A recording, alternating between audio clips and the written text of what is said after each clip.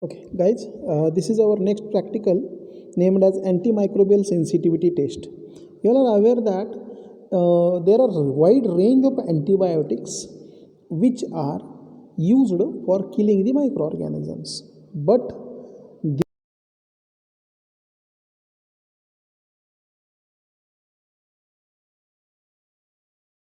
types of microorganism that study is considered as, or that study is called as antimicrobial sensitivity testing. Means which antibiotic is sensitive to which antimicrobial substance, or we can say that which microorganism showing sensitivity towards which antibiotic. Okay, so here we can say that there is what would be the our aim of our practical to evaluate antibiotic sensitivity of microorganism by multi-disc technique, that is called as Kirby-Bohr procedure. Kirby-Bohr procedure. Now here antibiotic sensitivity means against which antibiotic, or which antibiotic is effective for the treatment of which organism. So what is the final aim of this particular practical, or from this practical what thing we should come to know? After completion of this experiment we will come to know best antibiotic for treatment of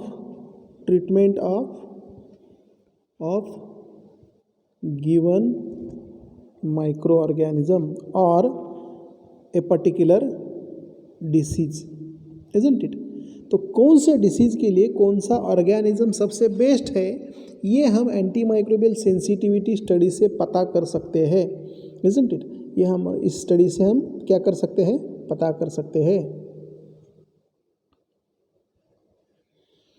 okay, ठीक है। Now what are the requirements of practical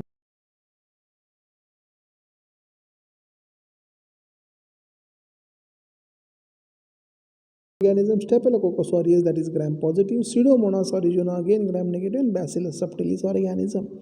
So optical density 0.1 optical density at 660 nanometer, मतलब this will be the concentration of microorganism. Then what else you need? Media, you need nutrient agar plates. Agar means solid, isn't it? agar means solid हमें use करना है। Antimicrobial sensitivity disc में multi disc antibiotic, single disc, कौन से disc antibiotic के use करने हमें? Penicillin G 10 microgram per disc, penicillin G, then streptomycin 10 microgram per disc, then tetracycline 30 microgram per disc, chloramphenicol 30 microgram per disc, and gentamicin 10 microgram per disc. So these are the total 5 antibiotics which we are going to evaluate against particular microorganism, isn't it? Now what is the principle of today's practical that I'll tell you? Okay, principle: the susceptibility of microorganism against particular antibiotic is susceptibility of microorganism against antibiotic or other chemotherapeutic agent can be determined by the following method. अब किस तरीके से कौन सा antibiotic कितने organism को मारता है, कौन सा एंटीबायोटिक? से for example I can say penicillin ji is having ability to kill microorganisms, से फॉर एग्जांपल 1 2 3 4 4 अलग अलग टाइप के ऑर्गेनिज्म को ये मार सकता है। तो ये इसकी रेंज हो गई, इजंट इट। लेकिन वो कितने कॉन्सेंट्रेशन में लगेगा ये भी मेरे को फाइंड आउट करना है। What would be the concentration needed for killing up all organisms, that I have to find out. And what are the method for that? I will tell you the tube dilution method is another one method, agar plate technique.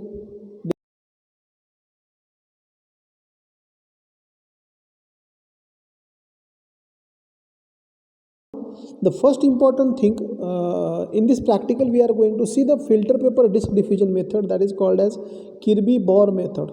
Here you can see here method number 3, that is called as filter paper disc diffusion method, that is called as Kirby-Bohr method, commonly used to determine drug sensitivity of microorganism isolated from infectious process or standard microbial culture, isn't it?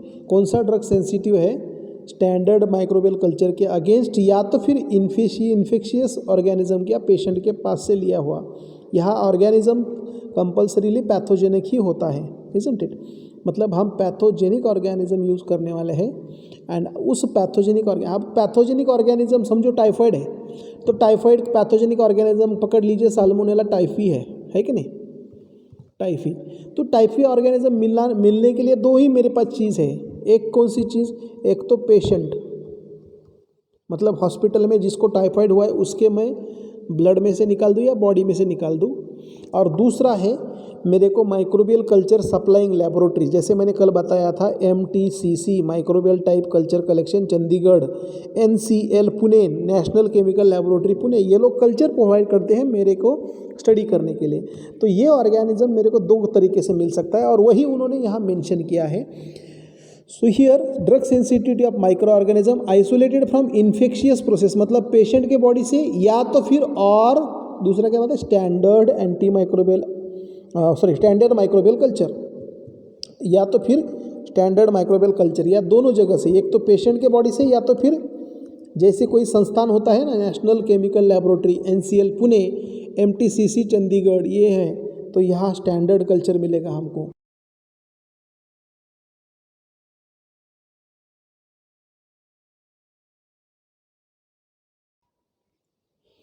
Next क्या है, इसके बाद हमारा सबसे important point यह है available chemotherapeutic agent vary in their scope of anti microbial activity. इनका मानना क्या है कि जो हमारे पास कीमोथेराप्टिक एजेंट है जो हमारे बैक्टीरिया को मारते हैं उनकी हर एक की एक एंटी माइक्रोबियल स्कोप होता है, मतलब रेंज होती है। Some chemotherapeutic agent have limited spectrum, मतलब वो कम ऑर्गेनिज्म को मार सकते हैं, activity being effective against only one group of micro organism. मतलब एक एंटीबायोटिक समझ लीजिए टेट्रासाइक्लिन है तो सिर्फ वो बैसिलस स्पीसीज़ के, मतलब बैसिलस सबटिलिस, बैसिलस स्टीरियोथर्मोफिलस, बैसिलस प्यूमिलिस, ये बैसिलस के स्पीसीज़ को ही मार सकता है। तो only one group of micro organism बोला जाता है उसको, क्या बोला जाता है उसके, ओनली वन ग्रुप, मतलब एक ही प्रजाति के ऑर्गेनिज्म को, एक ही स्पीसीज के ऑर्गेनिज्म को मारने में वो सक्षम है। Other agent exhibit broad spectrum activity against wide range of micro organism. लेकिन कुछ और एंटीबायोटिक ऐसे होते हैं, कुछ ड्रग्स ऐसे होते हैं, एजेंट्स बोले तो ड्रग्स, कि जो बहुत सारे ऑर्गेनिज्म को मार सकते हैं। जैसे मैंने बता दिया आपको कि क्लोरामफेनिकॉल है, वो ग्राम पॉजिटिव को भी मारेगा, ग्राम निगेटिव को भी मारेगा, ग्राम पॉजिटिव में आपके बैसिलस को भी मारेगा, स्टेफेलोकोकस को भी मारेगा, ग्राम निगेटिव में क्लैप्सियला निमोनी को मारेगा, इशर्शिया कोली को मारेगा। उसको बोला जाता है ब्रॉड स्पेक्ट्रम। ब्रॉड स्पेक्ट्रम माने हम क्रिकेट के टर्मिनोलॉजी में जिसको बोलते हैं हम ऑलराउंडर, मतलब वो बैटिंग भी कर सकता है, बॉलिंग भी कर सकता है और वो अच्छी फील्डिंग भी कर सकता है, लंबे लंबे छक्के भी लगा सकता है। तो उसी तरीके से ब्रॉड स्पेक्ट्रम अगर कोई एंटीबायोटिक कहलाया जाता है, ब्रॉड स्पेक्ट्रम अगर कहलाया जाता है, इसका मतलब है he can kill all possible organisms, all possible organisms, चाहे वो ग्राम पॉजिटिव हो,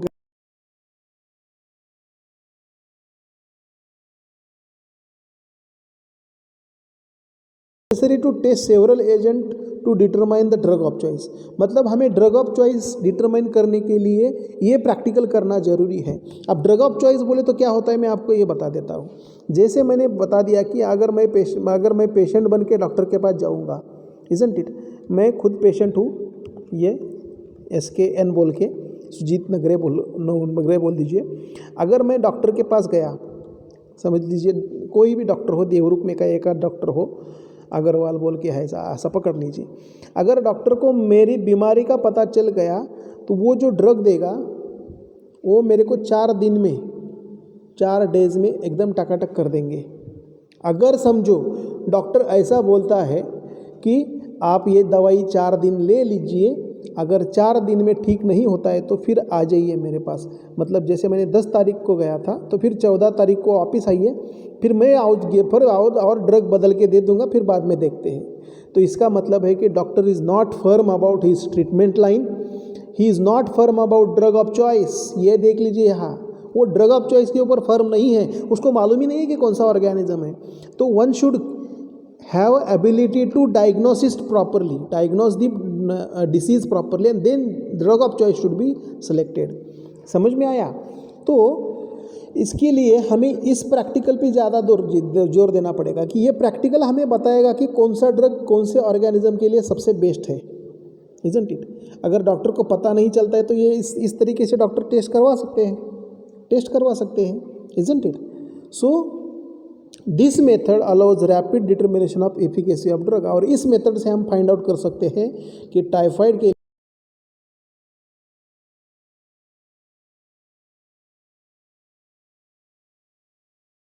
drug is determined by size of zone of inhibition which depend upon ability of rate of diffusion of antibiotic into medium and its interaction with the test organism, the number and growth rate of microorganism and degree of sensitivity of microorganism to the antibiotic।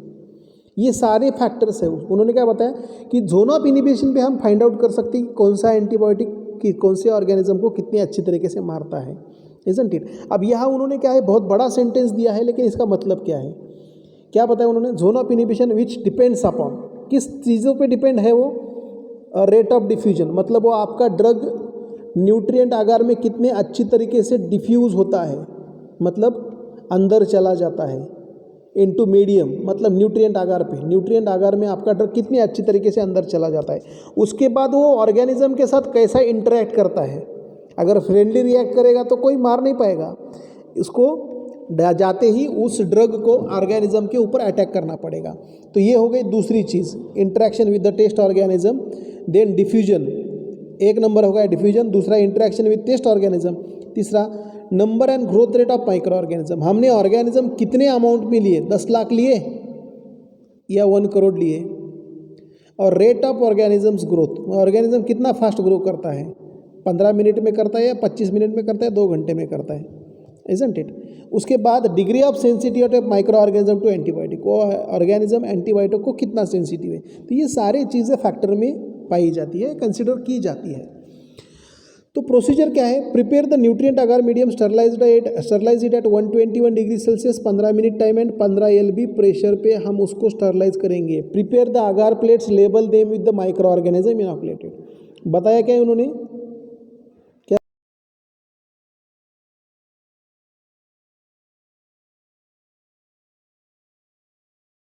Plate को nominate कर दीजिए नाम के organism के नाम से।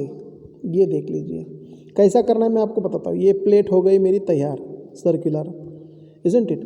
तो ये प्लेट का लीड ऐसा रहेगा, ऊपर वाला ढक्कन, नीचे वाली प्लेट ऐसी रहेगी, और यहाँ हमारा मीडिया है जो सॉलिड हो गया।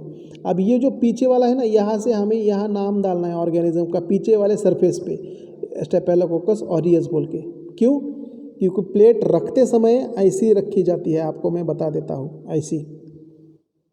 ऐसी इन्वर्टेड पोजीशन में उल्टी रखी जाती है। क्यों, क्योंकि अगर मीडिया ऐसा रखा तो यहाँ से इवापोरेशन हो जाएगा मीडिया के अंदर जो पानी होता है, और इवापोरेशन से यहाँ ड्रॉपलेट हो जाएंगे, ड्रॉपलेट फिर प्लेट पे पड़ेंगे पानी के, और फिर ऑर्गेनिज्म को लिक्विड एनवायरनमेंट मिलेगा तो पूरा कंटेमिनेशन आ जाएगा, ऑर्गेनिज्म की पूरी लेयर ग्रो हो जाएगी, पिन पॉइंट कॉलोनीज नहीं ग्रो हो जाएगी। इसीलिए प्लेट को उल्टा रखा जाता है। अब यहाँ मीडिया आ गया अपना, ये पूरा मीडिया है प्लेट के ऊपर का। अब यहाँ से क्या होगा, वो ऑर्गेनिज्म मीडिया ज़्यादा मॉइस्चराइज्ड कंडीशन में भी रहेगा और कंटेमिनेशन के चांसेस भी कम हो जाएंगे। Okay, using sterile technique inoculate the agar plate with respective micro organism and swab and streak method और स्प्रेड मेथड। अब उसके बाद करना क्या है मैं आपको बता देता हूँ। ये होगा यहाँ, ये मैंने पेट्री डिश प्रिपेयर कर दी। पेट्री डिश प्रिपेयर करने के बाद इसके ऊपर ऑर्गेनिज्म डालना है 50 माइक्रोलीटर ऑर्गेनिज्म। समझ लीजिए मैंने ये ऑर्गेनिज्म डाल दिया।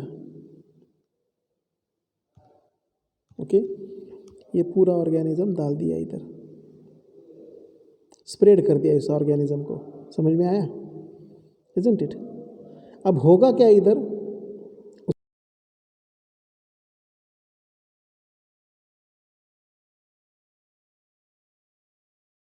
ऑर्गेनिज्म डाल दिया। अब ऑर्गेनिज्म के ऊपर यहाँ हमें बैक्टीरियल ग्रोथ मिलेगी, क्योंकि रेड कलर का हमने ऑर्गेनिज्म स्प्रेड किया है। अब होगा क्या, अब जैसे मैंने यहाँ एक ऑर्गेनिज्म एंटीबायोटिक की डिस्क रखी, यहाँ एक एंटीबायोटिक की डिस्क रखी, यहाँ एक एंटीबायोटिक की डिस्क रखी, यहाँ एक एंटीबायोटिक की डिस्क रखी, यहाँ एक एंटीबायोटिक की डिस्क रखी, और यहाँ एक एंटीबायोटिक की डिस्क रखी। एंटीबायोटिक मतलब पकड़ के चलिए, यहाँ मैंने पेनिसिलिन रख दिया, penicillin G, tetracycline, chloramphenicol, streptomycin, then griseofulvin and gentamicin. ये सारे ऑर्गेनिज्म मैंने ये एंटीबायोटिक रख दिए, 1 2 3 4 5 6 एंटीबायोटिक रख दिए। अब होगा क्या, यहाँ अगर कोई ऑर्गेनिज्म इसको मारता है तो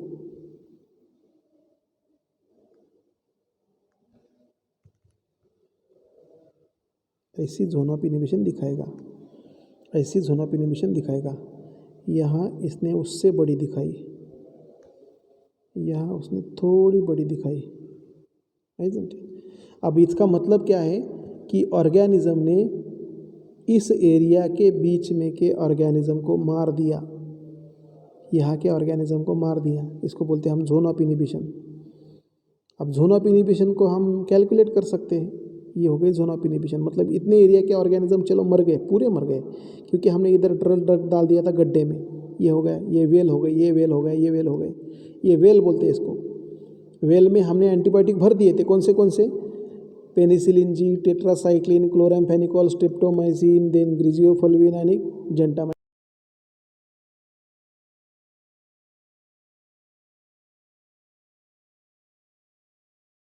मैं आपको बताता हूँ, जोन ऑफ इनहिबिशन कैलकुलेट करने के लिए हमें इसका लेना है जोन कैलकुलेटर बोल के एक मशीन आती है। ये पूरा डायामीटर हम कैलकुलेट कर सकते हैं। जैसे मैंने ये बताया 24 मिलीमीटर हो गया ये, और ये हो गया 20 मिलीमीटर, और ये हो गया 5 मिलीमीटर, 5 20 24। तो यहाँ हमारे पास 3 अलग अलग जोन आ गए थे। एक आया था सबसे हाईएस्ट 24, उसके बाद 20 और 5। समझ लीजिए 24 वाला दे दिया मेरे को क्लोराम्फेनिकॉल, 20 वाला दे दिया मेरे को टेट्रासाइक्लिन ने, और 5 दे दिया पेनिसिलिन ने। इसका मतलब क्या होता है, अगर समझो मेरे को क्लोराम्फेनिकॉल एंटीबायोटिक उसी कॉन्सेंट्रेशन में सबसे ज़्यादा एरिया के ऑर्गेनिज्म को मारता है, इसका मतलब क्लोराम्फेनिकॉल सबसे ज़्यादा इफ़ेक्टिव है पर्टिकुलर ऑर्गेनिज्म के अगेंस्ट। उसके बाद अगर दूसरा ऑर्गेनिज्म है, समझो हमारे पास उस समय क्लोराम्फेनिकॉल नहीं है वो पेशेंट के ट्रीटमेंट के लिए, तो हम उसके जगह टेट्रासाइक्लिन ले सकते हैं, क्योंकि उसके जगह सेकंड इफेक्टिव एंटीबायोटिक कौन सा है, टेट्रासाइक्लिन, जिसने सबसे ज़्यादा मारे। और लास्ट में कौन सा वाला होता है, पेनिसिलिन जी, इजंट इट। तो इसको हम बोलते हैं जोन ऑफ इनहिबिशन। हम जोन ऑफ इनहिबिशन डिटरमाइन करके यहाँ देख लीजिए जोन ऑफ इनहिबिशन दिया है, इधर क्लियरली दिया है जोन ऑफ इनहिबिशन। मैं आपको दिखा देता हूँ, ये डॉटेड लाइन है ना, जोन ऑफ इनहिबिशन की लाइन है।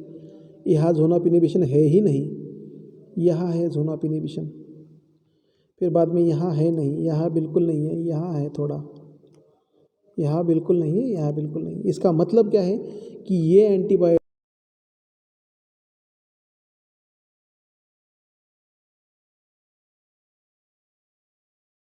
इस ऑर्गेनिज्म को मार ही नहीं सकते। They are not able to kill the organism which is spread, which has been streaked on the plate, which has been spread on the plate, isn't it?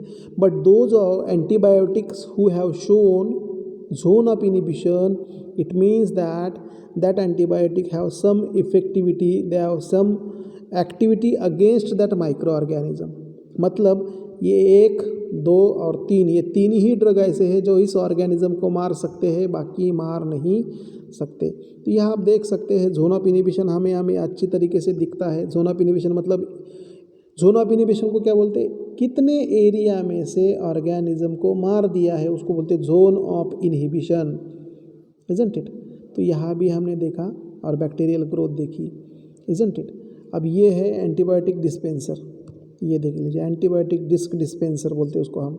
इसको एक बार रख दिया ऊपर तो ऐसे 1 2 3 4 5 6 7 8 9 10 11 ऐसे एंटीबायोटिक उधर 1 मिनट में डाल सकता है। Allow all culture plate to dry out for 5 minutes, वो एंटीबायोटिक रखने के बाद using disc dispenser apply the antibiotic disc dispenser की मदद से 10-11 जो एंटीबायोटिक है वो रख दो। Place the dispenser over the agar surface, dispenser को डायरेक्ट सरफेस पे रखना है। If dispenser is not available distribute individual disc at equal distance with sterile forcep, एक स्टराइल फोर्सेप मतलब चिमटा घ्यायचा है, चिमटा इजंट इट, ऐसा रहता है ना। तो इसको हम पकड़ के एक एक एंटीबायोटिक की डिस्क पकड़ के हम उसमें रख देंगे, एंटीबायोटिक की डिस्क एक एक एंटीबायोटिक की डिस्क आगे पकड़ के हम पेट्री डिश के ऊपर रख सकते हैं फोर्सेप की मदद से। या तो फिर डिस्क डिस्पेंसर होना ज़रूरी है। अगर आपके पास डिस्पेंसर नहीं है तो आप क्या करेंगे, स्टराइल फोर्स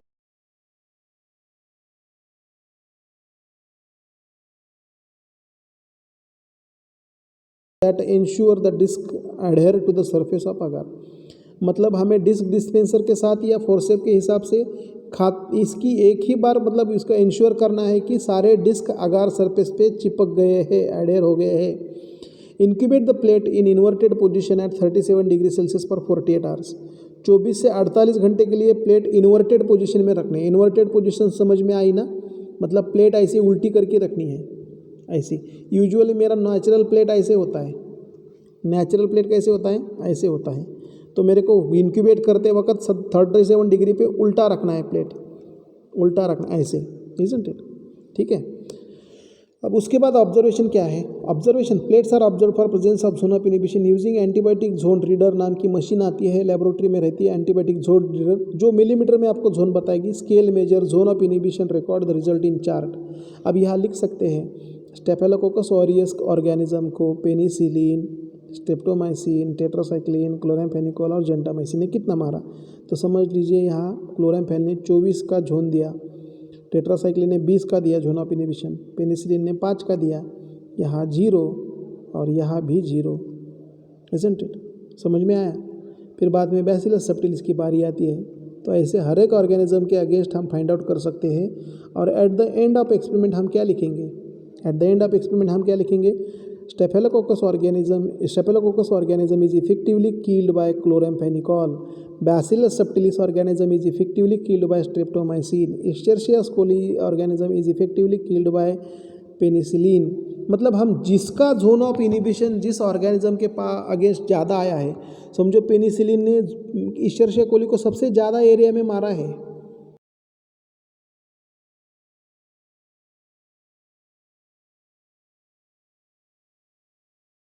कि हर एक की स्पेशलिटी अलग होती है दोस्तों, हर एक की स्पेशलिटी अलग होती है, मतलब हर एक एंटीबायोटिक अलग अलग ऑर्गेनिज्म को मार सकता है, इजंट इट। अब ये जोन ऑफ इनहिबिशन के साथ रीड करना है। Compare the result with antibiotic disc sensitivity standard chart, record the result for test organism and show resistant, मतलब जिसने रेजिस्टेंस दिखाया, इंटरमीडिएट यानी सेंसिटिव। सेंसिटिव बोले तो मर रहा है, रेजिस्टेंट बोले तो बिल्कुल नहीं मर रहा, इजंट इट। रेजिस्टेंट बोले तो बिल्कुल नहीं मर रहा, इंटरमीडिएट मतलब थोड़ा बहुत मरा है, थोड़ा बहुत जिंदा है।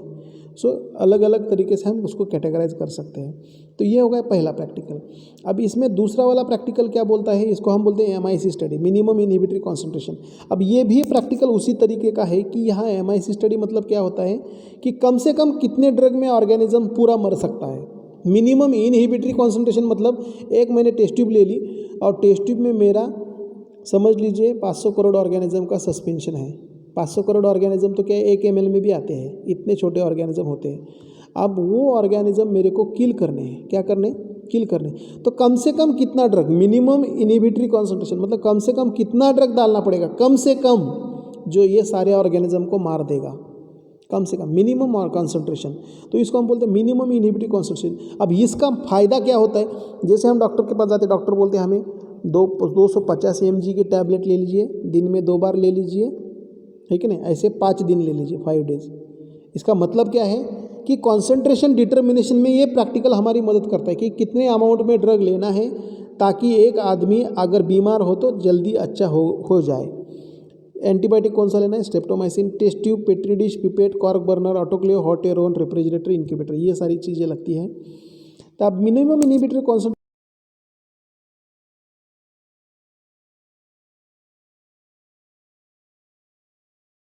क्या करेगा, मतलब इधर हमें फाइंड आउट करना है कि कम से कम कितना ऑर्गेनिज्म क्या करेगा कि inhibit the growth of particular organism. एक विशेष ऑर्गेनिज्म की ग्रोथ कितने कम से कम कॉन्सेंट्रेशन में एक आधा ड्रग रोक लेता है, उसका स्टडी मतलब MIC। It is applied to disinfectant also, it is applied to antiseptic also. मतलब एंटीसेप्टिक की और डिसइंफेक्टेंट भी स्टडी होती है। जैसे हमने टीवी के एडवर्टाइज में देखा है, ये तुम्हारा साबुन स्लो है क्या, ऐसा बोलते कि नहीं, इसका मतलब उसका साबुन ऑर्गेनिज्म को मारने के लिए ज़्यादा टाइम ले रहा है, बराबर है कि नहीं। तो यहाँ MIC स्टडी में हम यही फाइंड आउट करने वाले हैं कि कौन सा डिसइंफेक्टेंट बहुत बढ़िया काम करता है, कौन सा एंटीबायोटिक बहुत बढ़िया काम करता है। तो कम से कम कितना डिसइंफेक्टेंट यूज़ करने के बाद 100% कितना किलिंग मिलेगा, कम से कम कितने एंटीसेप्टिक लेने के बाद 100% मेरे हाथ साफ हो जाएंगे या जख्म साफ हो जाएगा। ऐसा अलग अलग चीज़ें हम उसमें स्टडी कर सकते हैं। जैसे minimum inhibitory concentration values are usually expressed in microgram per ml और यूनिट्स पर ml। ये दो चीज़ें हैं, दो यूनिट्स है उसके। MIC of different micro organism is determined by broth dilution method और solid dilution method. Advantage of solid dilution method are as follows. मतलब अगर हम सॉलिड डाइल्यूशन मेथड से काम करेंगे तो उसके एडवांटेज ये है, several micro organism can be tested at the same time by using multiple inoculator. म्हणजे अलग अलग टाइप के माइक्रो ऑर्गेनिज्म के अगेंस्ट हम टेस्ट कर सकते हैं। और contamination are easily detected in solid media. Solid में कॉन्टेमिनेशन एकदम आराम से डिटरमाइन कर सकते हैं। अब पहली वाली मेथड है हमारी, इसमें ब्रॉथ डाइल्यूशन मेथड बोलते हैं उसको, ब्रॉथ में डाइल्यूट करना है। अब ये ब्रॉथ डाइल्यूशन मेथड आपको समझाने से अच्छा मैं एक चीज़ आपको बताना चाहता हूँ कि करते क्या है इसमें, मैं आपको बता देता हूँ इधर। अब MIC स्टडी होती क्या है एक्चुअली, थोड़ा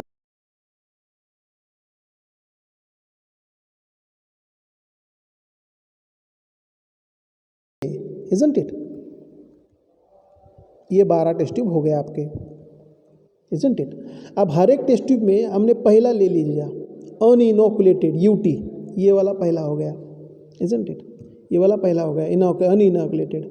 अब हर एक में सब समझ लीजिए मीडिया कितना, मतलब डबल स्ट्रेंथ मीडिया की लिया है इधर। डबल स्ट्रेंथ मतलब क्यों, डबल स्ट्रेंथ मतलब क्यों आपको बता देता हूँ। डबल स्ट्रेंथ का मतलब क्या है और सिंगल स्ट्रेंथ का मतलब क्या है, इधर देख लीजिए। डबल स्ट्रेंथ और सिंगल स्ट्रेंथ। जैसे मैंने एक टेस्ट ट्यूब ले लिया और टेस्ट ट्यूब में जैसे मैं आपको बता देता हूँ कि एक घर है, एक हाउस है, हाउस में 5 लोग हैं। अब इस 5 लोग में एक बाहर से एक रिलेटिव आ गया, तो 5 लोगों का अगर घर में खाना बनाए तो छठा आदमी आराम से खा सकता है 5 लोगों के इसमें ही, अलग सा उसको खाना पकाने की ज़रूरत नहीं है। लेकिन एक घर में अगर 5 ही लोगों का खाना बना है और बाहर से और 5 आ जाते हैं तो हर एक को कम पड़ेगा, इसीलिए नया खाना पकाना पड़ेगा। समझ में आया आपको, मतलब अब यहाँ होता क्या है मैं आपको बताता हूँ। ये देख लीजिए, यहाँ 5 ml के हिसाब से हमने सिंगल स्ट्रेंथ, अगर समझो मेरा मीडिया ये है 5 ml और 5 ml में अगर मैंने ऑर्गेनिज्म डाल दिए ऑर्गेनिज्म, तो उनको खाना सफिशिएंट होगा, है कि नहीं। लेकिन स्टराइल वाटर भी ऐड करने वाला हूँ मैं, स्टराइल वाटर भी ऐड करने वाला हूँ और ड्रग भी ऐड करने वाला हूँ। तो अगर समझ लीजिए मैंने 5 ml के हिसाब से मीडिया बनाया सिंगल स्ट्रेंथ बोलते हैं उसको SS, और यहाँ पानी 5 ml डल गया तो मीडिया डाइल्यूट हो जाएगा। मतलब 10 लोगों को मैं 5 लोगों का खाना दे रहा हूँ। मैं क्या कर रहा हूँ, 5 ml ये पानी, 5 ml ये पानी, double strength single strength media. अगर मैं क्या बता रहा हूँ, यहाँ अगर मैंने सिंगल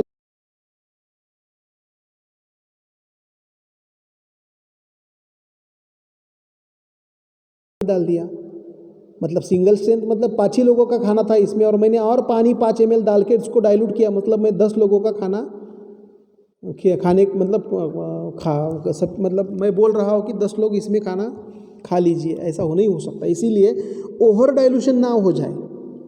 अब जैसे सिंगल स्ट्रेंथ होता तो डाइल्यूशन हो जाता, सिंगल स्ट्रेंथ में अगर 5 ml पानी जाता तो डाइल्यूशन हो जाता, ओवर डाइल्यूशन हो जाता तो खाना कम पड़ता। लेकिन अगर मैंने शुरू में ही डबल स्ट्रेंथ ले लिया, जैसे मैंने डबल स्ट्रेंथ 5 ml ले लिया, मतलब मैंने इधर 10 चपाती रखी है और यहाँ और 5 ml मैंने डाल दिया, 5 लोग आ गए तो 2-2 लोग सब लोग 2-2 खा जाएंगे, सबका पेट भर जाएगा। तो ये 5 ml दूसरा वाला आ गया, तो 5 और 5 ओवर डाइल्यूशन नहीं होगा। अगर सिंगल डाइल स्ट्रेंथ होता तो ये 5 और ये 5 ओवर डाइल्यूशन होता। लेकिन डबल स्ट्रेंथ है, मैंने पहले ही मतलब मालूम था मेरे को कि इस टेस्ट ट्यूब में टोटल काउंट 10 ml रहने वाला है, इसीलिए मैंने ये कर दिया। अब पहला टेस्ट ट्यूब क्या है, उसको अनइनोकुलेटेड रखना है। अनइनोकुलेटेड मतलब क्या होता है, उसको Uninoculated test tube will always responsible for sterility assurance. Sterility assurance, isn't it? Sterility assurance मतलब क्या कि जैसे मैंने ये टेस्ट ट्यूब ऑटोक्लेव से स्टरलाइज करके रखी है, उसके ऊपर कॉटन लगाया है और ये ऐसे ही रखी, इसमें कोई ऑर्गेनिज्म नहीं डाला, लेकिन इस टेस्ट ट्यूब में अगले 4 दिन तक कोई भी ऑर्गेनिज्म की ग्रोथ आनी नहीं चाहिए। अगर 4 दिन में कोई भी ऑर्गेनिज्म की ग्रोथ नहीं आई तो मेरा मीडिया स्टराइल है। अनइनोकुलेटेड मतलब स्टराइल है कि नहीं? 4 दिन तक कोई ग्रोथ नहीं, इसका मतलब मेरा स्टरलाइजेशन, मेरा निर्जंतुकीकरण अच्छा हो गया है, इजंट इट। अब दूसरी टेस्ट ट्यूब है कंट्रोल वाली जिसमें हमें 5 ml डबल स्ट्रेंथ मीडिया लेना है, फिर बाद में 5 ml पानी लेना है।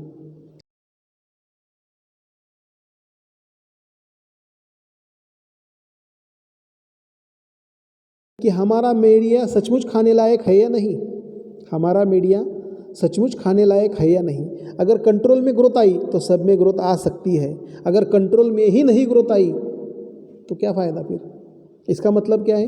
ये हो गया निगेटिव कंट्रोल, ये हो गया positive control. Negative will ensure sterility, negative क्या करेगा? स्टरिलिटी की एश्योरेंस देगा। पॉजिटिव विल क्या करेगा? वो ऑर्गेनिज्म ग्रोथ करके मतलब मेरे मीडिया में जो न्यूट्रिएंट है वो खा सकते हैं और ऑर्गेनिज्म खा के बढ़ सकता है, इसकी एश्योरिटी देगा, इजंट इट। अब इसके आगे देख लीजिए, अब पहला वाला टेस्ट ट्यूब है, उसमें हमने 5 ml डबल स्ट्रेंथ डाल दिया, 0.5 ml हमने एंटी माइक्रोबियल कंपाउंड डाल दिया और पानी की क्वांटिटी हमने 0.5 से कम कर दी। तो टोटल कितना हो गया इस टेस्ट ट्यूब में? 10 ml। अगली वाली टेस्ट ट्यूब में 5 ml लिए, 1 ml ए और एक 4 ml, 4 और 1 5 और 5 10 ml ये हो गया। तो फाइनल कॉन्सेंट्रेशन हमारा 10 ml ही रहेगा। अब यहाँ देख लीजिए, media double strength anti microbial 5 ml, यहाँ 0 हो गया, तो 5 + 5 10 ml हो गया। कहीं भी देख लीजिए आप, ये कौन सा भी एडिशन करके देख लीजिए, 3 और 2 5 और 5 10, ये 10 हो गया, ये भी 10 हो गया, ये भी 10 हो गया। तो फाइनल टेस्ट ट्यूब में मेरे 12 के 12 टेस्ट ट्यूब जो है वो सारे टेस्ट ट्यूब में फाइनल कॉन्सेंट्रेशन 10 ml ही रहेगा, 10 ml ही रहेगा। अब इसका आगे मतलब क्या है? अब यहाँ मैं ड्रग का कॉन्सेंट्रेशन इंक्रीज करते जा रहा हूँ। जैसे पहले मैंने ले लिया 0.5 ml, बाद में ले लिया 1 ml, उसके बाद 1.5 ml, उसके बाद 2 ml, 2.5, 3, 3.5, 4, 4.5 एंड 5, है कि नहीं? तो I am going in increasing order, I am increasing the drug concentration. अब इसके आगे होगा क्या कि ऐसी कौन सी टेस्ट ट्यूब आएगी जिसमें, समझ लीजिए आप, मैं यहाँ बता देता हूँ, इसमें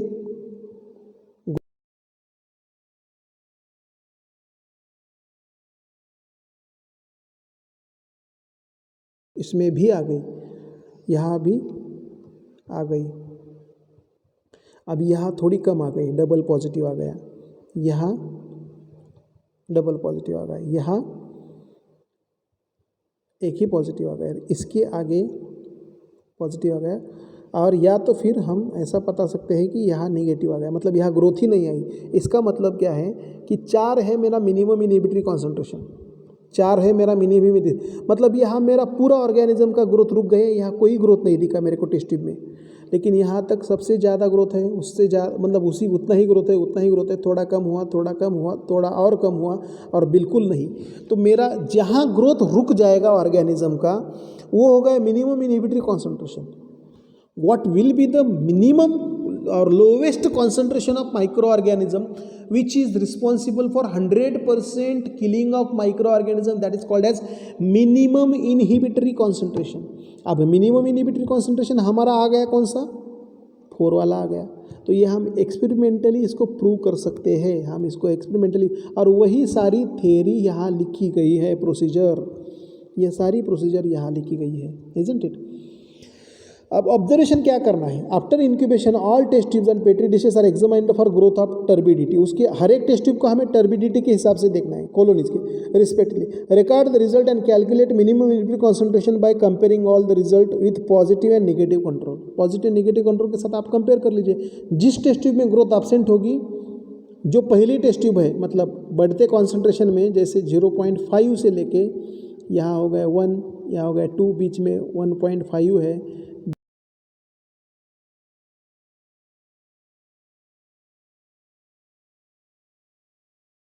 हम 5 तक आते हैं।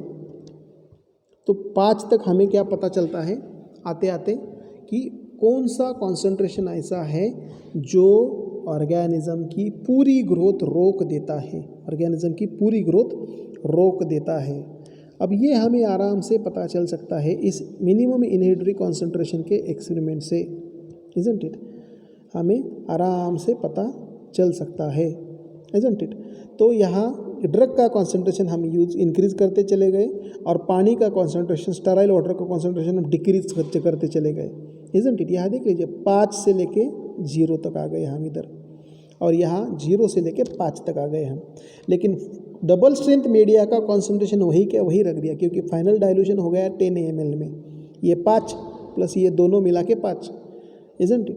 तो इसी तरीके से हम minimum inhibitory concentration find out कर सकते हैं कोई भी ड्रग के लिए। मतलब मैं अगर आप मेरे को बता दीजिए कि सर हमें स्ट्रेप्टोमाइसिन के लिए, स्ट्रेप्टोमाइसिन ड्रग का या स्ट्रेप्टोमाइसिन एंटीबायोटिक का क्लैप्सियला निमोनी के साथ, क्लैप्सियला निमोनी के साथ एमआईसी स्टडी करना है तो कर सकते हैं हम। मतलब स्ट्रेप्टोमाइसिन एंटीबायोटिक का कम से कम कितना कॉन्सेंट्रेशन लगेगा 100% किलिंग ऑफ क्लैप्सियला निमोनी, ये फाइंड आउट कर सकते हैं हम। तो इसी तरीके से हम ये प्रैक्टिकल भी आराम से कर सकते हैं। तो this is all about our next important practical, that is antimicrobial sensitivity testing and minimum inhibitory concentration. Thank you. And this practical is used by many industries, many pharmaceutical industries, many academic institutions for adjustment of any unknown drug against any organism.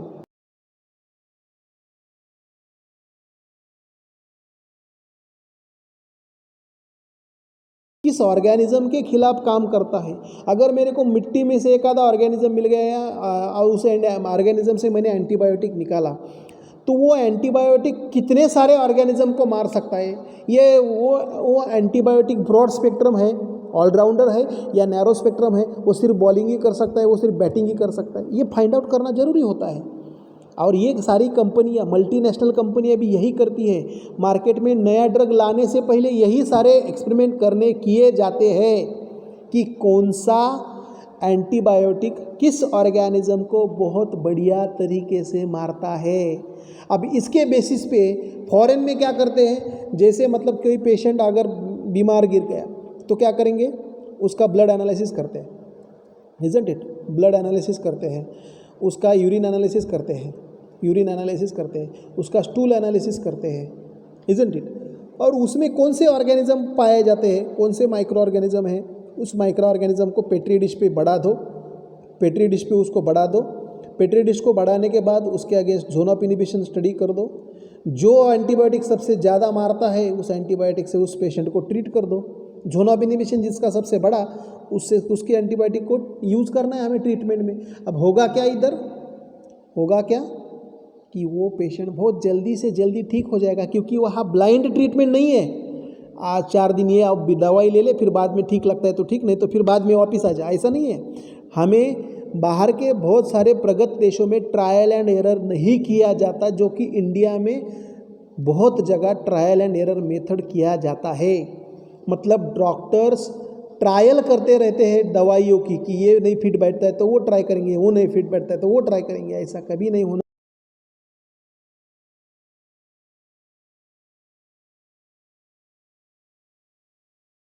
अगर वो चलो diabetes और BP के लिए तो कोई organism नहीं होता, लेकिन अगर डिसेंट्री लग गई, फिर बाद में टाइफाइड हो गया, तो ऐसे ऑर्गेनिज्म बेस्ड जो डिसीज़ होते हैं उसके लिए ये सबसे बेहतरीन प्रैक्टिकल है, जिसके बेसिस पे हम किसी भी एंटीबायोटिक की इफ़ेक्टिवनेस टेस्ट कर सकते हैं। Okay guys, this is all about today's practical. Thank you.